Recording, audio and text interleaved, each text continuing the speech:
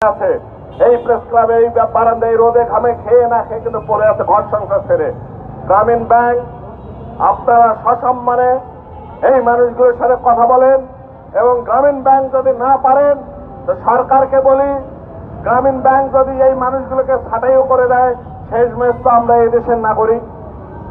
ওই প্রতিষ্ঠান যদি চুক্তি ভঙ্গ করে আমাদের সাথে এদেশের নাগরিক হিসাবে তাহলে পরে সেই চুক্তি ভঙ্গকারী বিচারের দায়িত্ব কিন্তু সরকার আপনাদের পরে।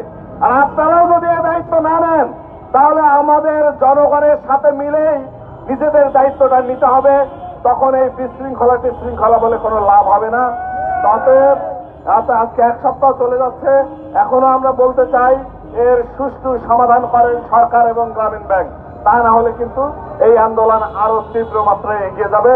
এটা এই 30-40 জনে থাকবে না, এটা নিশ্চয়ই হাজারের রাজপথে অবরোধে নেমে যাবে। সকলকে আগামী দিনে সেই সংগ্রামে থাকবো এই প্রত্যাশা ব্যক্ত করে আমার কথা শেষ করছি। জয় হোক মেহনতি মানুষের।